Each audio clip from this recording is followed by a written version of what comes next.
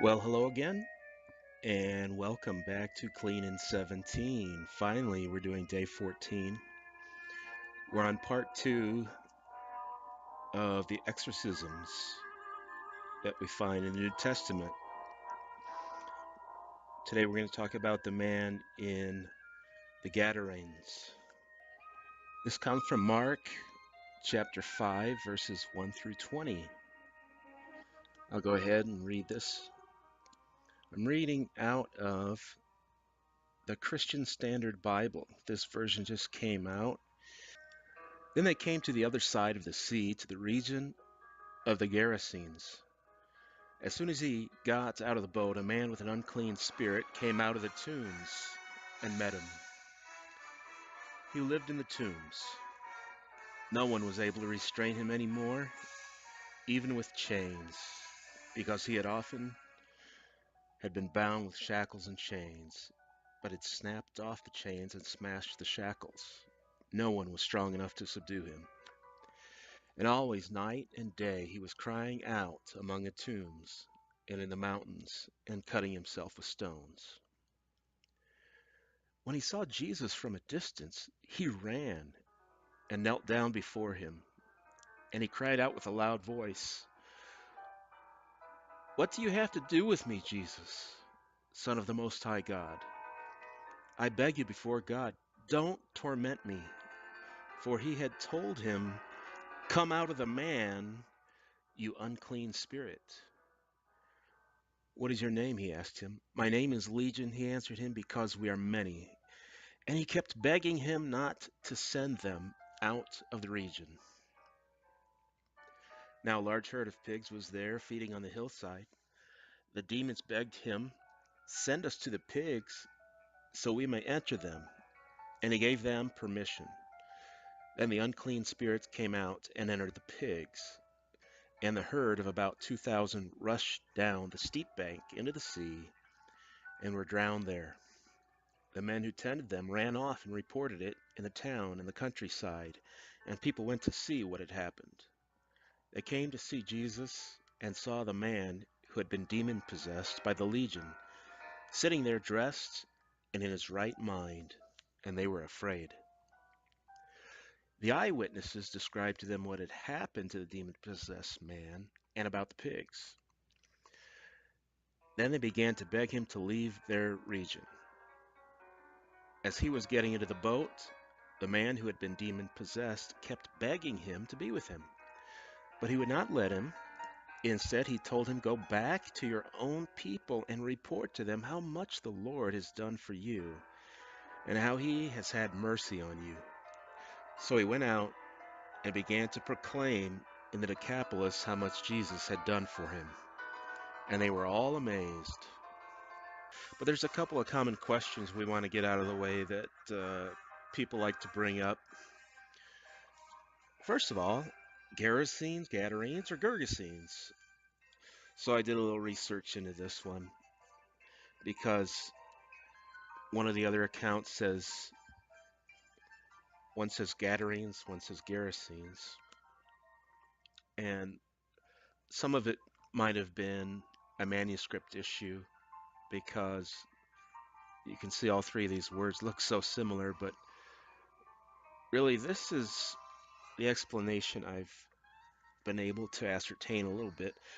Gergesa was the name of the region, so this is Gergesene country, out in the Gergesenes. So that's written in some of the manuscripts, or you might see it in Luke's account, maybe.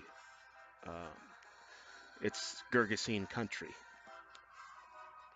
But the town of Gadarenes nearby had a small harbor, Gadara, on the southeast shore, and so Gadarenes was also used, and that's probably where the boat landed, where Jesus was. Also, Gerasenes was the prominent local city. There's the Decapolis, there's 10 cities, and in this particular area, Gerasenes was the prominent one. And so it's kind of like saying, I'm from Milwaukee, But if you live anywhere near Milwaukee, I would tell you, no, I'm from Waukesha. Gerasenes is kind of like Milwaukee, and Gadarenes is kind of like Waukesha, where he actually was. These three words were often somewhat interchangeable, actually, if you were near Gadarenes. Also, if you look in Matthew's account, he mentions two men. Well, we just read Mark's account, and we only read about one man. What's going on there? Mark's telling about this particular man.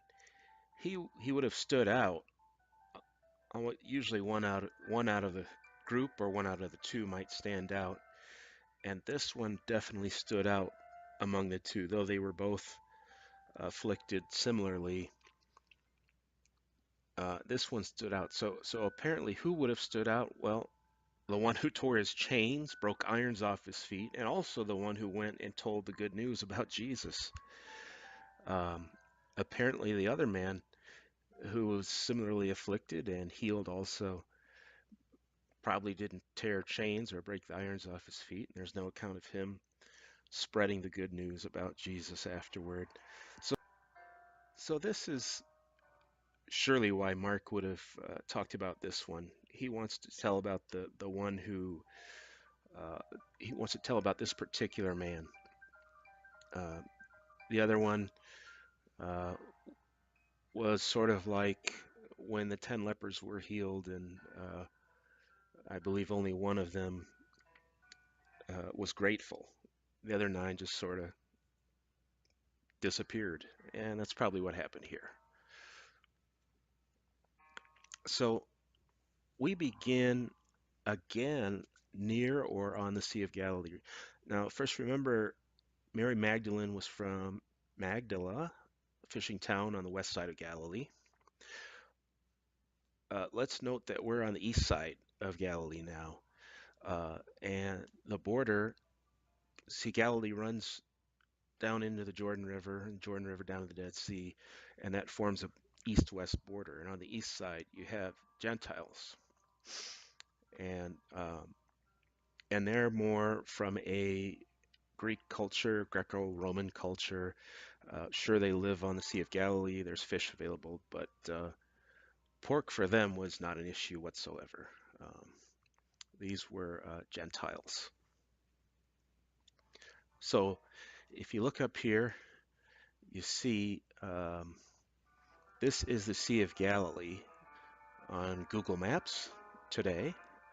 There's a national park there. And here on the southeast shore, this is where this would have taken place. If you go down here, this is the Jordan River following all the way down to the Dead Sea, and Jerusalem's over here. We're up in Gentile territory over here. Over on this side of the border is primarily Jews. And so you zoom in on the Sea of Galilee over here. This is an ancient map. Gadara is right here. The Gadarenes is a town over here, and there's the port that serves this town. So this is probably where we're talking about. Let's look at this man. All right, so he lives among the tombs. The only other human contact, other than when they attempted to chain him up, was the dead people in the tombs. This was a lonely man. We have to think about that a little bit. He broke chains and iron shackles. Can you imagine being so frustrated with your situation that you just wanted to break the chains around you? It's sort of like tearing your clothes off, being that frustrated. They knew that he wandered around the hills. I think we all can actually relate to when you don't have a direction, an aim to go for in your life. Psychologists will tell you if you don't have an aim or something you're going for, um, you're susceptible to being very depressed. Um, And this man had no aim. He just wandered in the hills. I think we can relate to feeling like that. He could be heard even at nighttime. So, what a heavy ton of bricks he carried around on his shoulders. He's not only burdened during the day, but this thing follows him around even when he should be resting. And then, of course, he cuts himself. He has self-destructive behavior behind this. How many of us have done this? I can think of a few ways I have. This is a desperate situation. So what happens? Well, he runs to Jesus. This is good. He's excited. He says, "I have hope. This could be it. This could be my chance." But he's afraid of Jesus. He falls to his knees. He sort of begs him, "Don't, don't torment me." He's conflicted. This is sort of telling. He's conflicted. He's going right to Jesus, but at the same time, he's scared to death of him. Can you relate? You know Jesus is the answer. You know you have to deal with things on that level. You know you have to take things to God, but at the same time, you're afraid to do it. But Jesus doesn't waste time. He heals him. He shows him, "I'm here for you." We also see that the demons, they don't just vanish, they go into the pigs. Um, you're probably familiar with I think it's a parable. You kick one demon out of the house, but you don't, you sweep the house clean, but you don't fill it back up with things that belong, and then seven more come and take its place. We need to remember that when we purge something out of our lives, repent of a sin or something, we need to have a plan for a new direction, because they'll want to fill a void so we can't leave a void. Uh, Look at the people's reaction. These are the people that come to see him. They didn't witness the event. These are the ones that came up afterwards and were told what happened. They're afraid. They should have been terrified of him before this happened. Now he's sane. Now he's in his right mind. He's healthy. He's mentally healthy. Now they're afraid of him. Isn't that amazing how sometimes someone, you might have someone, an adult friend of yours, that becomes a Christian, and people are like, What are you doing? This doesn't make sense. Are you sure this is right, what you're doing with your life?" Um, it's kind of amazing. They see positive change, then they get concerned and afraid. Now remember, the witnesses, they just gave their honest account. But the non-witnesses who didn't see what happened, they don't care what they heard. That's a threat to their local economy. 2,000 pigs, that's what we feed on.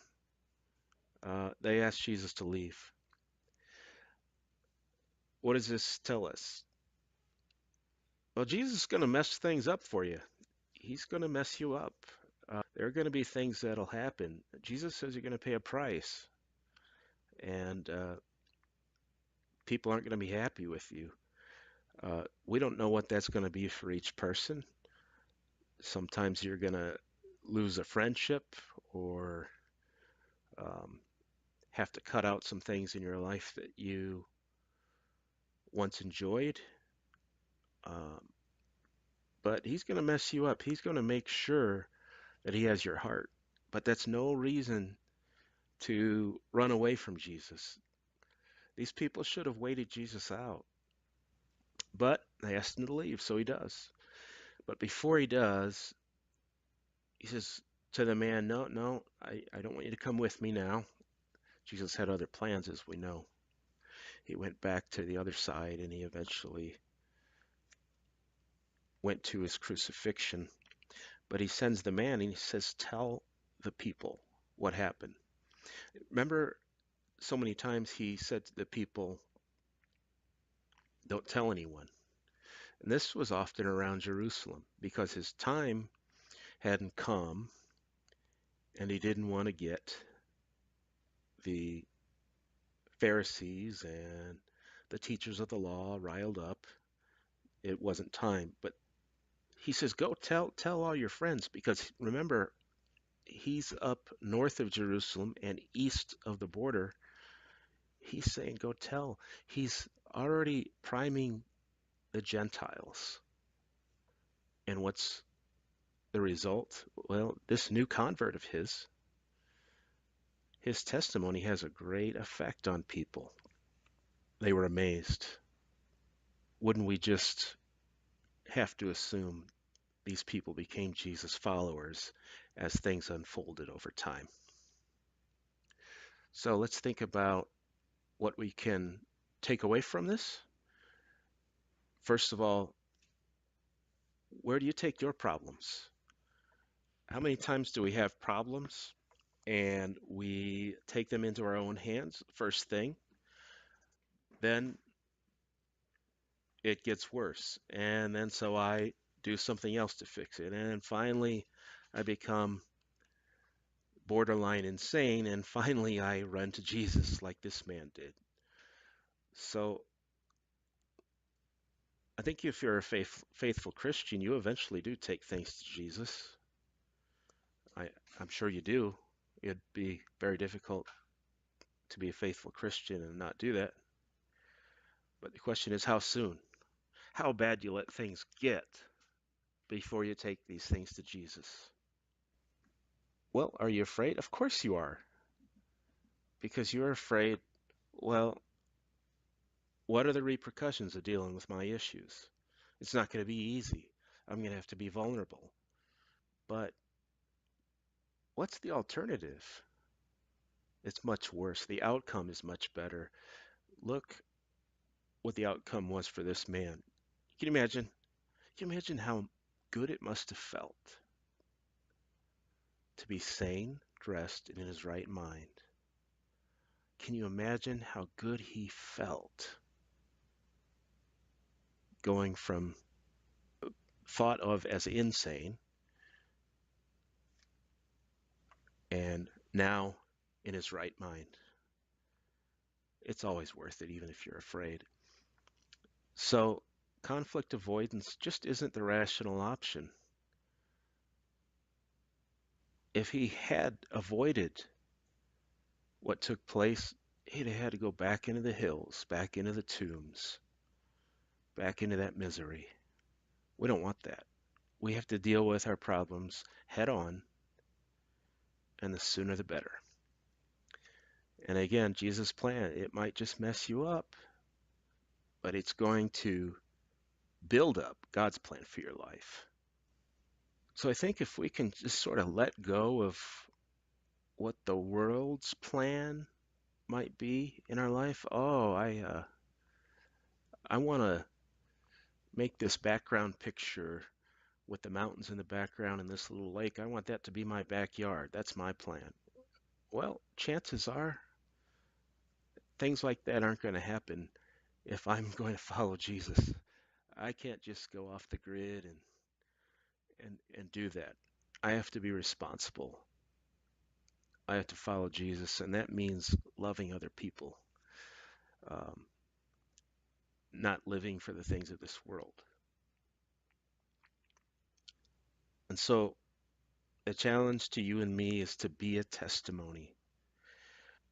We've all, if we're Christians today, we've all been healed of